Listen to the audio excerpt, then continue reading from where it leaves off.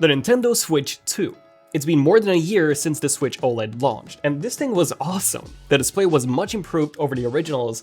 It also had an improved kickstand, but it wasn't really the upgrade that we were all hoping for and expecting. And that's because it had no 4K resolution support, it had no improved graphics or any other major improvements. But now we have some new leaks on the Nintendo Switch 2, so here are 7 interesting features to expect. Number 1, DLSS. You've probably heard of what DLSS actually is. It's NVIDIA's AI reconstruction or AI upscaling technology. And it's honestly pretty impressive, especially DLSS 3, which is the latest version found in the RTX 4000 series of GPUs. It's impressive because in quality or even in its balanced mode, the upscaled 4K looks almost identical to the native 4K. And according to the latest leaks, DLSS will actually be included in the next Switch. So NVIDIA got hacked back in February and we had some leaked files. The DLSS source code got leaked and there was a reference to NVN2, which didn't really mean anything at first, but then some people found that NVN was actually the reference for the Nintendo Switch, with NVN2 likely hinting at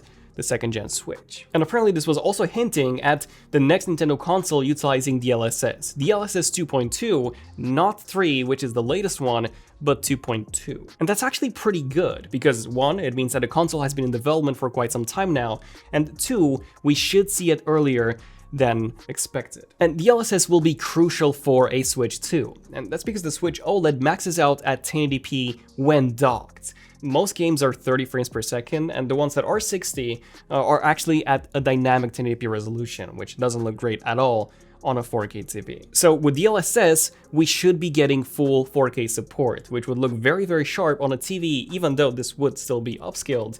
And that's because Nintendo uses a very cartoonish and simple art style and textures, which are actually very easy to upscale compared to more realistic textures like you can find in games like Call of Duty, for example. Okay, the second big new feature to expect is ray tracing. And that's because this DLSS leak also hinted at ray tracing support on the next Nintendo Switch console. So that sounds exciting, but don't expect a lot of games to actually be using it. And that's because if we take a look at the PS5 and the Xbox Series X, there's only very few games that actually support ray tracing, mostly first-party ones, such as Spider-Man Miles Morales. But the thing is, these games cannot do 4K 60 with ray tracing.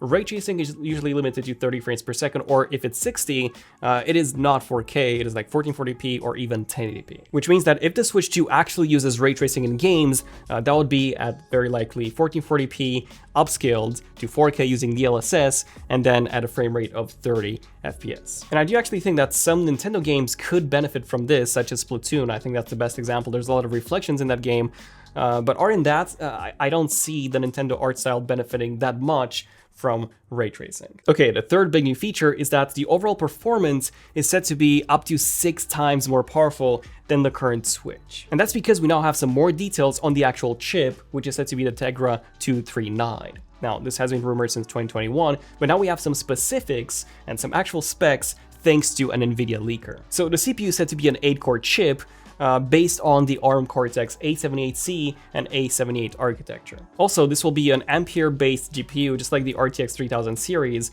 and that leaked DLSS 2.2 basically confirms that, as DLSS 2 was introduced as part of the Ampere architecture. But okay, how powerful could such a Switch 2 actually be? Well, based on the specs that we've seen, a Reddit user, ZONEofTECH, actually calculated this. And apparently the CPU will be up to 6 times as powerful as the Switch 1 CPU, and the GPU would be up to 5 times more powerful than the Switch 1's. And when docked, we would have a total performance of 2.5 teraflops. Now, that's a huge improvement over the Switch 1, but compared to something like the PS5, this is still 1/4 of the performance, and that is also when docked. So yeah, it still won't compete with modern consoles. However, compared to the previous gen consoles, it will be more powerful. So compared to the PS4, which has 1.84 teraflops, this has 2.5. So yes, it will be more powerful than a PS4, not so much compared to the PS4 Pro, which has 4.2 teraflops. But considering that a PS4 is still getting the latest games right now, such as Call of Duty Modern Warfare 2,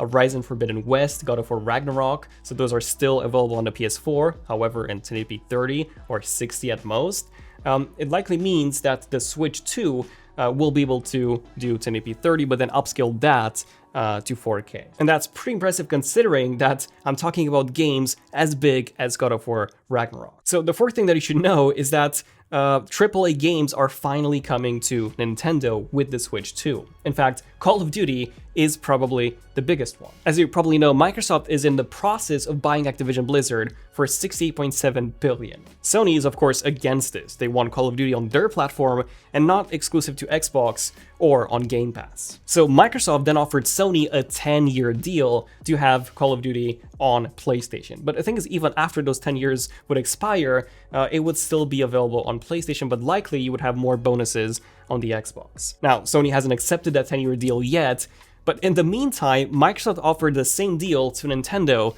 and they accepted. So if this deal does go through, then Call of Duty will definitely be coming to the Nintendo Switch as well.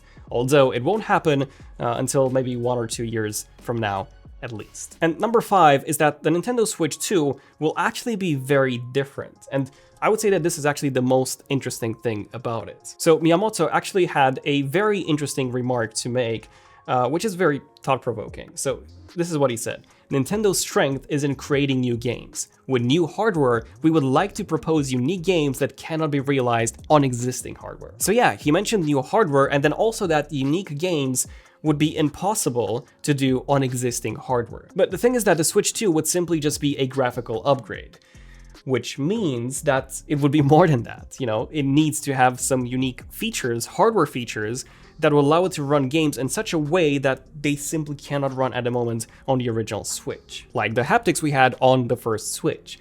I really have no clue in terms of what these unique features could be, but I do think that it could be something related to haptics or something related to what Nintendo did in the past. If you take a look at the Nintendo Wii U, although it did fail and, you know, it had a bad name, bad marketing, the idea of a controller which also had a secondary display and you could use that to see the map in some games, I think that was a really good idea. So based on what Miyamoto said, I do think that the Switch 2 might not even be a Switch. It might not even be called a Switch at all. It might be something else entirely with some very unique features. Then at number 6, we have backwards compatibility. So at an investors meeting, Miyamoto was asked about advantages and disadvantages of backwards compatibility, and this is what he had to say. The software development environment itself has gradually become more standardized. So it is generally easier to create a playback environment that allows software for past hardware to be played on new hardware than before. So it is very likely that the Switch 2, or however this new console will be called, will have backwards compatibility with Switch 1 games. And of course, we would also have exclusives for the Switch 2 moving forward. And considering that the next Switch will also have an NVIDIA Tegra chip, the 239 in this case, backwards compatibility would be much easier to do than ever before. And at number 7, you're probably wondering, when is the Switch 2 going to launch? The original Switch launched in 2017. Then in 2019, we got the red box Switch with improved battery life and the Switch Lite. And then in 2021, we got the Switch OLED. So it looks like every 2 years, Nintendo released a new Switch, which means that, you know, if this trend continues, 2023 should be when we should see the Switch 2. Also, 2023 would already be 6 years since the original Switch launched. And keep in mind that in between the Wii U and the Switch, we had to wait 5 years, and next year we would already be at 6. Now, I do want to mention something here, which is that Nintendo's president Furukawa, he said in their 2022 earnings call that the Switch is only halfway through its life cycle, which means that they should release the Switch 2 only in 2027.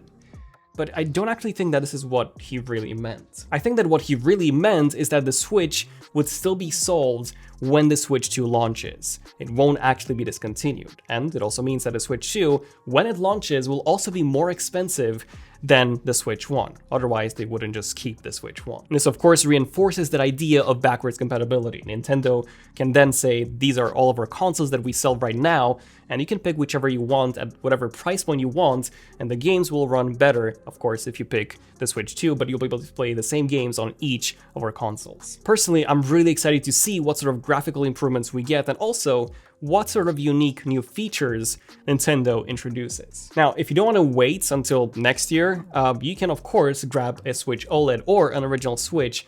There are some great deals for the holiday season, and you can actually tap on the screen to check some of these YouTube shoppable cards with some great deals for you. But will you actually get the Switch 2? Let me know. I'm Daniel, this is ZONEofTECH, and I'll see you guys in the next one. ZONEofTECH, signing out. Cheers.